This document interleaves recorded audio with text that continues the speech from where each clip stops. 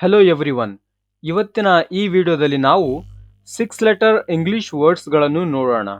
Total 100 ವರ್ಡ್ಸ್ಗಳು ಇರುತ್ತೆ. ಇವೇನಾದರೂ ನಿಮಗೆ ಬೇಕಿದ್ರೆ ಕೆಳಗಡೆ ಲಿಂಕ್ ಕೊಟ್ಟಿರ್ತೀನಿ, ಅಲ್ಲಿ ಕ್ಲಿಕ್ ಮಾಡೋದರ ಮುಖಾಂತರ ಇವುಗಳನ್ನು ನೀವು ಓದ್ಕೋಬಹುದು. ವಿಡಿಯೋನ ಸ್ಟಾರ್ಟ್ ಮಾಡೋಣ. ಮೊದಲ ವರ್ಡ್ ಆನಿಮಲ್.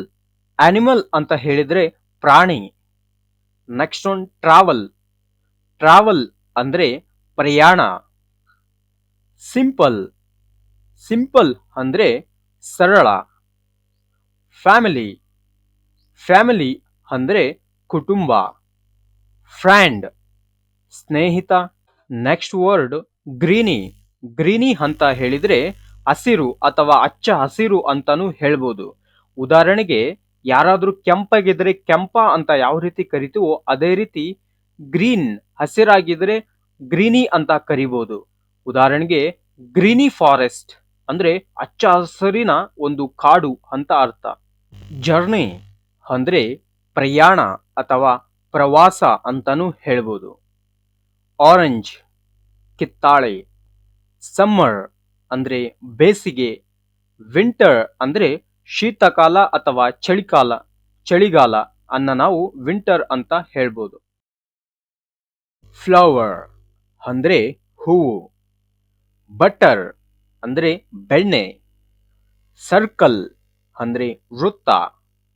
ಬ್ರೈಟ್ ಅಂದ್ರೆ ಹೊಳಪು, ಕಾಂತಿ, ಪ್ರಕಾಶಮಾನವಾಗಿರುವುದು ಅಂತೇಳಿ, ಅಂದ್ರೆ ಹೊಳಿತಾ ಇರುವುದನ್ನು ನಾವು ಬ್ರೈಟ್ ಅಂತ ಕರೆಯೋದು. ವಿಂಡೋ ಕಿಟಕಿ. ಫಾರೆಸ್ಟ್ ಅಂದ್ರೆ ಕಾಡು. ಪ್ಲೇಯರ್.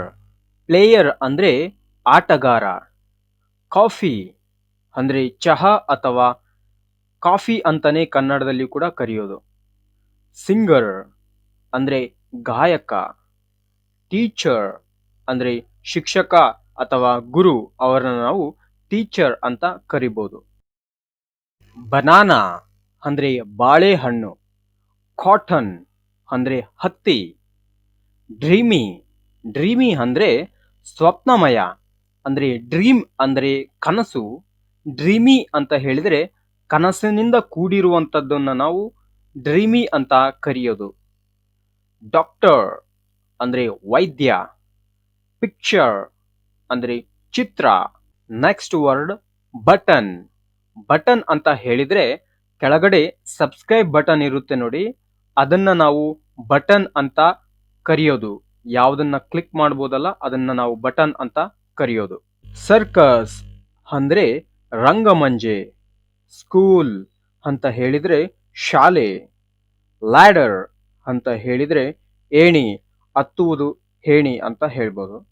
ಮಾರ್ಕೆಟ್ ಅಂದ್ರೆ ಬಜಾರು ಅಥವಾ ಮಾರ್ಕೆಟ್ ಅಂತ ಹೇಳಿದ್ರೆ ಶೇರ್ ಮಾರ್ಕೆಟ್ ಅಂತ ಬರುತ್ತೆ, ಅದು ಕೂಡ ಹೌದು. ಇನ್ನೊಂದು ತರಕಾರಿ ದಿನಸಿಗಳನ್ನು ತಗೋದು ಕೂಡ ಒಂದು ಮಾರ್ಕೆಟ್ ಅಂತಾನು ಕರೆಯುತ್ತಾರೆ. ಪಾರ್ಕ್ಡ್ ಅಂದ್ರೆ ನಿಲ್ಲಿಸಿದ. ಪಾರ್ಕಿಂಗ್ ಅಂತ ಹೇಳ್ತೀವಲ್ಲ, ವಾಹನವನ್ನ ನಿಲ್ಲಿಸುವುದು, ಅವಾಗ ನಾವು ಪಾರ್ಕ್ಡ್ ಅಂತ ಹೇಳಿದ್ರೆ ಆ ವಾಹನವನ್ನು ನಿಲ್ಲಿಸಲಾಗಿದೆ ಅಂತ ಅರ್ಥ ಬರುತ್ತೆ. ಡ್ಯಾನ್ಸಿ ಅಂದ್ರೆ ನೃತ್ಯ. ಕೆಲವರು ನಿಂತಲೇ ಡ್ಯಾನ್ಸ್ ಮಾಡೋ ತರನೇ ಇರ್ತಾರಲ್ಲ, ಅಂಥವ್ರನ್ನ ನಾವು ಡ್ಯಾನ್ಸಿ ಅಂತ ಕರೆಯೋದು. ಆಫೀಸ್ ಅಂದ್ರೆ ಕಚೇರಿ. ಹಂಗ್ರಿ ಹಸಿವಾಗಿದೆ. ಲೆಟರ್ ಪತ್ರ. ಫ್ರೋಝನ್ ಅಂದ್ರೆ ಹೆಪ್ಪುಗಟ್ಟಿದ. ಟಿಕೆಟ್ ಅಂದ್ರೆ ಟಿಕೆಟ್, ಮೂವಿ ಟಿಕೆಟ್ ಅಥವಾ ಯಾವುದಾದ ದರ್ಶನ, ದೇವರ ದರ್ಶನ ಮಾಡೋಕೆ ನಾವು ತಗೊಂತೀವಲ್ಲ ಆ ಟಿಕೆಟ್. ನೋಟಿಸ್. ನೋಟಿಸ್ ಅಂತ ಹೇಳಿದ್ರೆ ಗಮನ, ಅದನ್ನ ನಾವು ನೋಟಿಸ್ ಅಂತಾನು ಹೇಳ್ಬೋದು. ಇನ್ನೊಂದು ಸೂಚನೆ, ಅದನ್ನು ಕೂಡ ನಾವು ನೋಟಿಸ್ ಅಂತ ಹೇಳುವುದು. ಸೆಂಟೆನ್ಸ್ ಮುಖಾಂತರ ನೋಡೋದಾದ್ರೆ ಅವನು ಯಾವ ರೀತಿ ಆಕ್ಟ್ ಮಾಡ್ತಿದ್ದಾನೆ, ಸೈಲೆಂಟ್ ಆಗಿ ನೋಟಿಸ್ ಮಾಡು ಅಂತ ಹೇಳ್ತಾರಲ್ಲ, ಅವಾಗ ಸೈಲೆಂಟ್ ಆಗಿ ಗಮನಿಸು ಅಂತ ಬರುತ್ತೆ ಅರ್ಥ. ಇನ್ನೊಂದು ನೋಟಿಸ್ ಅಂದ್ರೆ ಸ್ಕೂಲ್ ಕಾಲೇಜ್ಗಳಲ್ಲಿ ನೋಟಿಸ್ ಬೋರ್ಡ್ ಅಂತ ಹಾಕ್ತಾರಲ್ಲ, ಅಲ್ಲಿ ನಾವು ಸೂಚನಾ ಫಲಕ, ಅದನ್ನ ಕೂಡ ನಾವು ನೋಟಿಸ್ ಅಂತ ಕರೆಯೋದು. ಕಾರ್ನರ್ ಅಂದ್ರೆ ಮೂಲೆ ಅಥವಾ ಕೋಣೆಯನ್ನು ನಾವು ಕಾರ್ನರ್ ಅಂತ ಕರೆಯೋದು. ರೈಟರ್ ಅಂದ್ರೆ ಲೇಖಕ, ಬರೆಯುವಂತವರನ್ನು ನಾವು ರೈಟರ್ ಅಂತ ಕರೆಯುತ್ತೇವೆ. ನೆಕ್ಸ್ಟ್ ವರ್ಡ್ಸ್ ಎಫರ್ಟ್ ಅಂದ್ರೆ ಪ್ರಯತ್ನ. ಮಿರ್ರರ್ ಅಂದ್ರೆ ಕನ್ನಡಿ. ಕ್ಯಾಸಲ್ ಅಂದ್ರೆ ಕೋಟೆ. ಇಲ್ಲಿ ಟಿ ಸೈಲೆಂಟ್ ಆಗುತ್ತೆ, ನಾವು ಇದನ್ನ ಕ್ಯಾಸ್ಟಲ್ ಬದಲು ಕ್ಯಾಸಲ್ ಅಂತ ಪ್ರೊನೌನ್ಸ್ ಮಾಡಬೇಕು. ರಿಮೋಟ್ ಅಂದ್ರೆ ದೂರಸ್ಥ. ರಿಮೋಟ್, ಟಿವಿ ರಿಮೋಟ್ ಕಂಟ್ರೋಲ್ ಮಾಡ್ತೀವಲ್ಲ ಅದನ್ನ ರಿಮೋಟ್ ಅಂತ ಹೇಳೋದು. ಬಾಸ್ಕೆಟ್. ಬಾಸ್ಕೆಟ್ ಅಂತ ಹೇಳಿದ್ರೆ ಬುಟ್ಟಿ. ಹಾನೆಸ್ಟ್ ಅಂದ್ರೆ ಪ್ರಾಮಾಣಿಕ, ಸತ್ಯವಂತ, ನೀತಿವಂತ ಅಂತ ಹೇಳ್ತೀವಲ್ಲ ಅವ್ರನ್ನ ನಾವು ಹಾನೆಸ್ಟ್ ಮ್ಯಾನ್, ಹಾನೆಸ್ಟ್ ಅಂತ ಅರ್ಥ ಬರುತ್ತೆ. ಜಂಬಲ್. ಜಂಬಲ್ ಅಂದ್ರೆ ಗೊಂದಲ.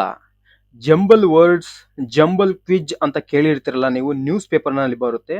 ಆ ಗೊಂದಲಗಳನ್ನು ಬಿಡಿಸೋದೇ ಜಂಬಲ್ ಗೇಮ್ ಅಂತ ಕರೆಯೋದು. ಪ್ಲೆಸೈಡ್ ಅಂದ್ರೆ ಪ್ರಶಾಂತ. ಕಲರ್ಸ್ ಅಂದ್ರೆ ಬಣ್ಣಗಳು. ಬುಕ್ಡ್ ಅಂದ್ರೆ ಖರೀದಿಸಲಾಗಿದೆ. ಡಿಸೈನ್ ಅಂದ್ರೆ ವಿನ್ಯಾಸ.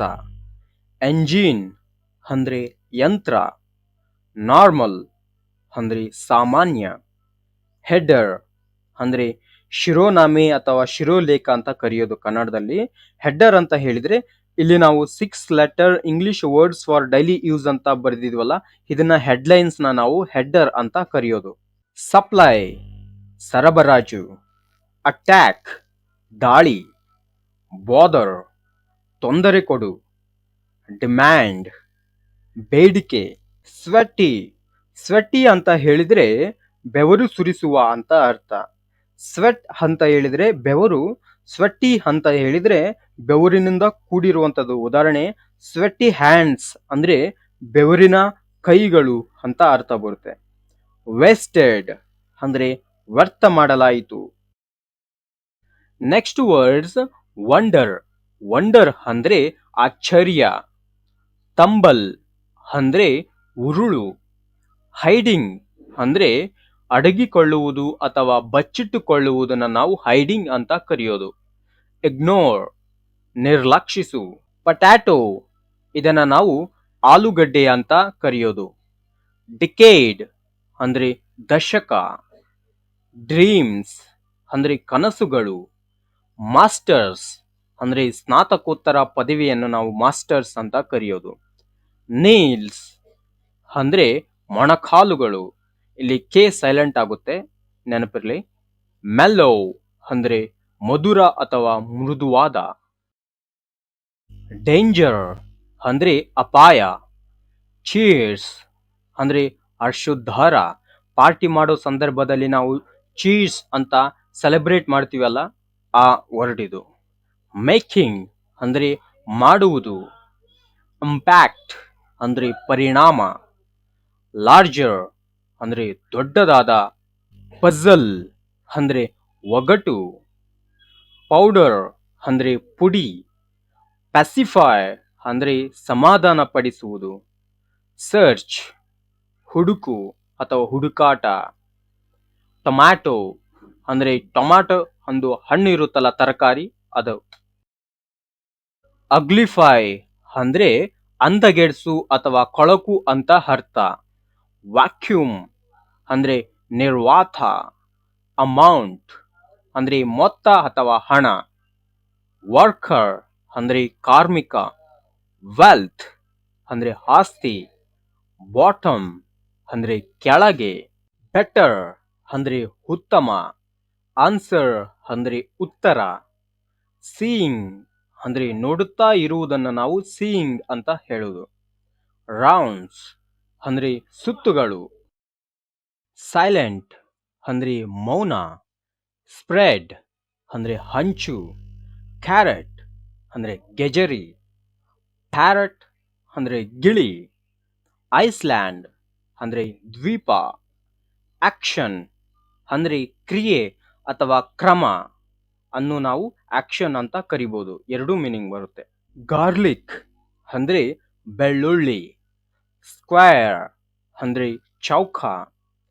ಫ್ಲೇಕ್ಸ್ ಅಂದ್ರೆ ತುಂಡುಗಳು ಅಥವಾ ಚಕ್ಕಿಗಳನ್ನು ನಾವು ಫ್ಲೇಕ್ಸ್ ಅಂತ ಕರೆಯೋದು. ದ್ರಾಕ್ಷಿಗಳು ಇದನ್ನ ನಾವು ಇಂಗ್ಲಿಷ್ ನಲ್ಲಿ ಏನ್ ಹೇಳಬೇಕೆಂದು ಕೆಳಗಡೆ ಕಮೆಂಟ್ ಮಾಡಿ ತಿಳಿಸಿ. ವಿಡಿಯೋನು ಇಲ್ಲಿ ತನಕ ನೋಡಿದ ಎಲ್ಲರಿಗೂ ಧನ್ಯವಾದಗಳು. ನೀವೇನಾದರೂ ನಮ್ಮ ಚಾನಲ್ ಅನ್ನು ಸಬ್ಸ್ಕ್ರೈಬ್ ಆಗಿಲ್ಲ ಅಂತ ಹೇಳಿದ್ರೆ ದಯವಿಟ್ಟು ಸಬ್ಸ್ಕ್ರೈಬ್ ಆಗಿ. ಹಾಗೆ ಇದು ಫೈಲ್ ನಿಮಗೆ ಬೇಕಾದರೆ ಕೆಳಗಡೆ ಡಿಸ್ಕ್ರಿಪ್ಷನ್ ಅಲ್ಲಿ ಲಿಂಕ್ ಕೊಟ್ಟಿರ್ತೀನಿ ನೋಡಿ, ಅಲ್ಲಿ ಕ್ಲಿಕ್ ಮಾಡೋದ್ರ ಮುಖಾಂತರ ನೀವು ರೀಡ್ ಮಾಡ್ಕೋಬಹುದು.